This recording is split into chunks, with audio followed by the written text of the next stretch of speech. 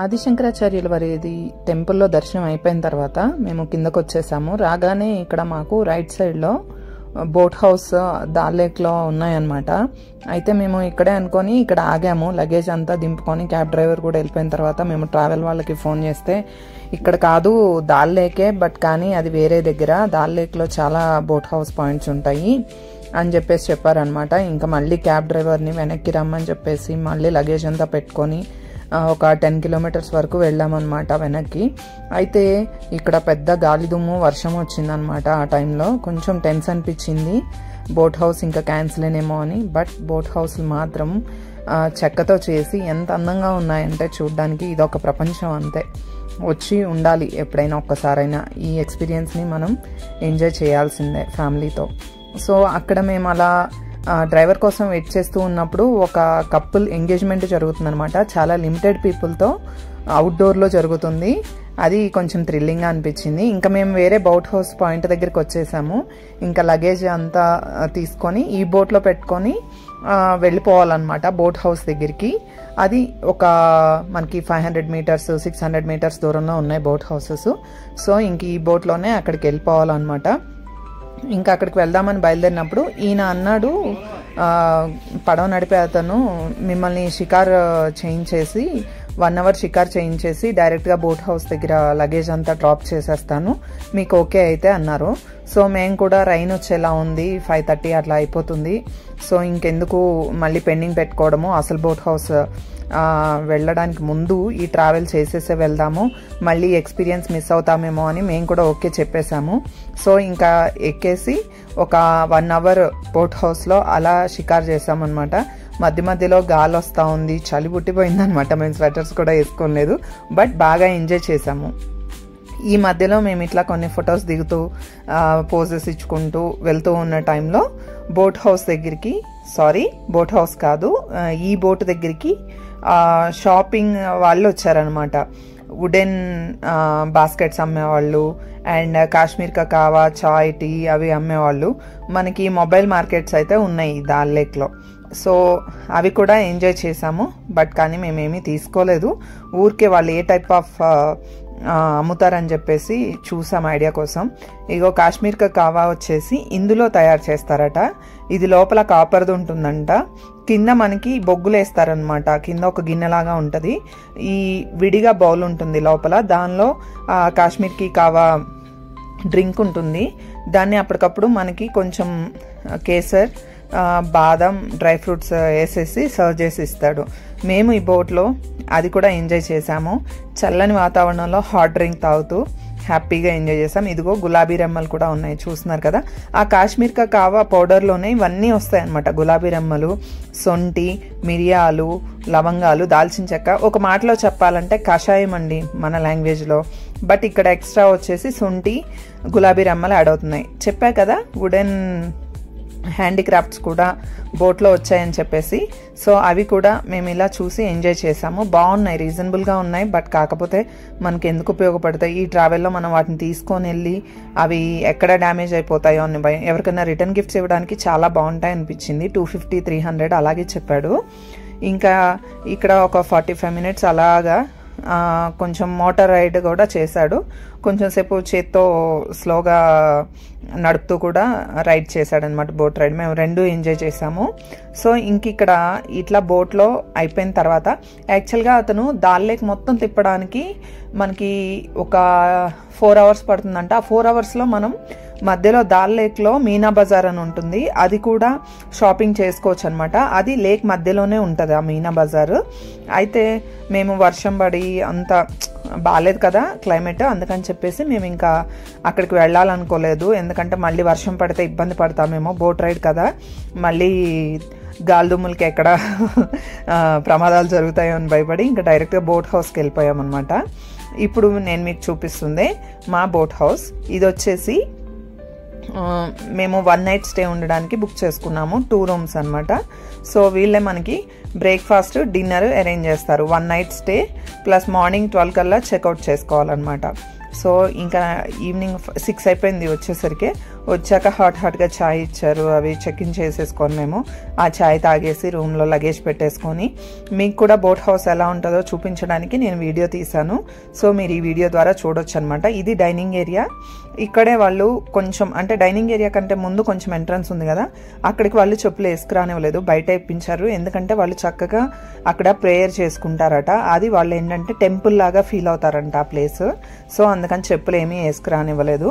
అలా ఆ నైట్ అలా గడిచిపోయింది. మార్నింగ్ అయిపోయిందనమాట. ఇంకా మార్నింగ్ వ్యూ ఎలా ఉంటుందో కొంచెం చూసి ఎంజాయ్ చేసాము. యాక్చువల్గా నైట్ వర్షం పడింది బోట్ హౌస్లో ఉన్నప్పుడు. కొంచెం చలి ఎక్కువగానే ఉంది, బట్ హీటర్స్ ఉన్నాయి, ప్రాబ్లం ఏం లేదు. ఇంకా మేము యాక్చువల్గా మార్నింగ్ బ్రేక్ఫాస్ట్ చేద్దామని బయటకు వచ్చినప్పుడు అనుకోకుండా ఇందులోకి బ్యాగ్స్ సేల్ చేసేవాళ్ళు అండ్ జ్యువెలరీ సేల్ చేసేవాళ్ళు వచ్చారనమాట. బ్యాగ్స్ అంత ఇంట్రెస్ట్ అనిపించలేదు, బట్ జ్యువెలరీ మాత్రం చాలా బాగుంది. Kashmir jewellery, rhodium and pendants, different silver jewellery, ఇంకా బెంటెక్స్ అట్లాంటివి చాలా ఉన్నాయన్నమాట వీళ్ళ దగ్గర. పీసెస్ చాలా బాగున్నాయి, అలాగే కాస్ట్లు కూడా అదర్హో అనేలా ఉన్నాయి. 250 నుంచి ఉన్నాయి, కానీ మనకి 250 నచ్చవు కదా. వాచెస్, బ్రాస్లెట్స్, ఇంకా హారమ్స్, మినీ హారమ్స్ అతను 3-4 బాక్సెస్ తీసుకొచ్చాడు ఇక్కడికి. ఇది సిల్వర్ జ్యువెలరీ మీకు కనిపిస్తుంది కదా, ఇక్కడ చినార్ లీఫ్తో పెండెంట్స్ అవి ఉంటాయి. ఇక్కడ కాశ్మీర్ వాళ్ళకి చినార్ లీఫ్ అనేది ఒక చిహ్నం అనమాట. సో ఇంకా దాంతో ఉన్నది చాలా బాగా అనిపించాయి. జుమ్కాస్ కూడా చాలా బాగున్నాయి. అతన్ని అడుగుతూ ఉంటే లేని మోడల్ అంటూ లేదండి, ఎన్ని తెచ్చి చూపిస్తున్నాడో.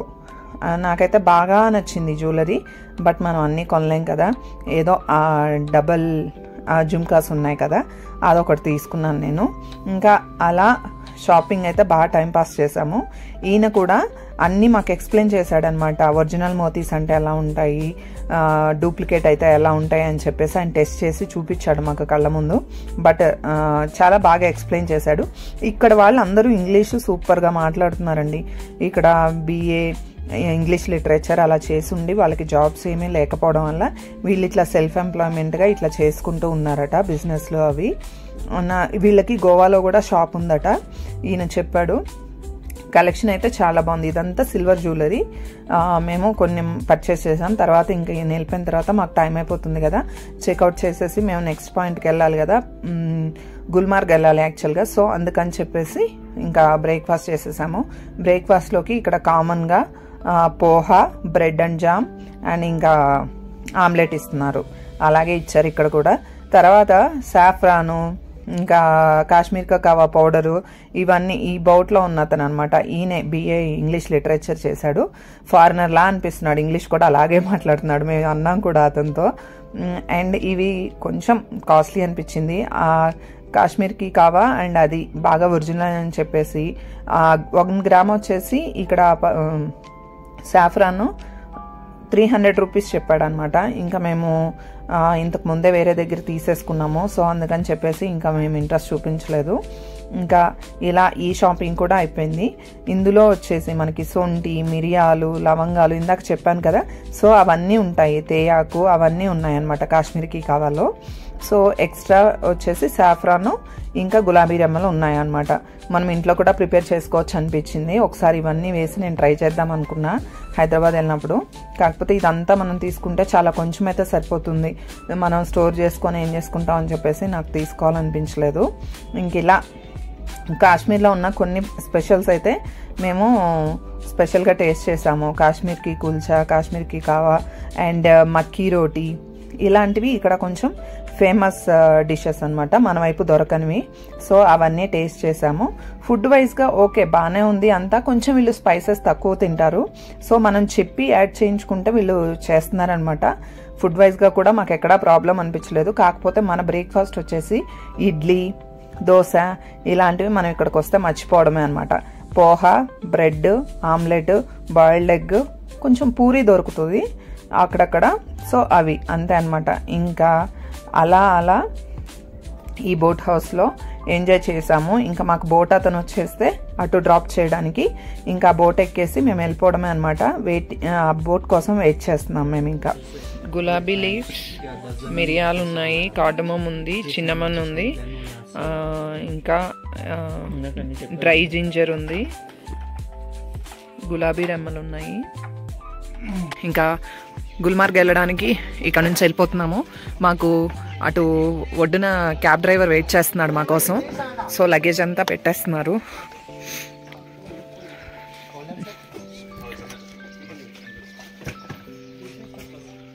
మీ అందరి కోసం మళ్ళీ ఒకసారి ఇక్కడ వ్యూ.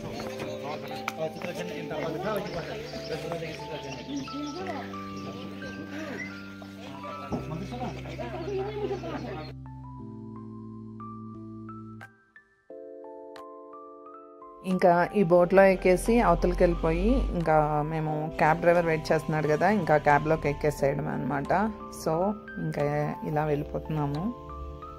బోట్ హౌస్లో వీళ్ళ హాస్పిటాలిటీ చాలా బాగుంది. ఏదన్నా లేదు అంటే వెంటనే రెస్పాండ్ అవ్వడము, కావాల్సినవి తెచ్చివ్వడము బాగా రిసీవ్ చేశారు అనమాట. అదేవిధంగా మేము ఫస్ట్ 5 days స్టే చేసిన హోమ్ స్టేలో కూడా అసలు చాలా ఫ్రెండ్లీగా ఉన్నారనమాట. మన ఇంట్లోనే ఉన్నామన్న ఫీలింగ్ అయితే చాలాసార్లు అనిపించింది. నాకు ఇది కొంచెం స్పైసీగా కావాలి అంటే ఇమీడియట్గా చేసి ఇచ్చేసేవాళ్ళు అనమాట. మేము ఫుడ్ కోసం అయితే ఆ 5 days అసలు ఏమి ఇబ్బంది పడలేదు. మాకు ఇంట్లో ఉన్న ఫీలింగే అనిపించింది. ఇంకా ఇలా బోట్లో అవతలకి వెళ్ళిపోతున్నాము.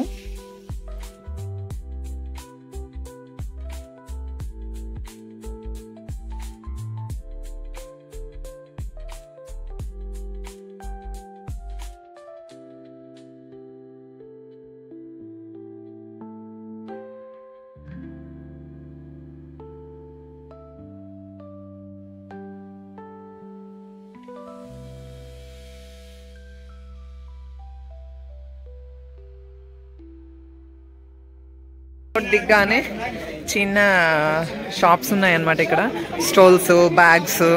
ఇక్కడ కాశ్మీర్లో స్పెషల్గా బ్యాగ్స్, స్టోల్స్, డ్రెస్ మెటీరియల్స్ డిఫరెంట్గా కనిపిస్తూ ఉన్నాయి. స్వెటర్స్, ఇంకా వచ్చేసి మ్యాగ్నెట్స్, ఇట్లా వుడెన్తో చేసినటువంటి చిన్న చిన్న బోట్స్, హౌసెస్ అలాగా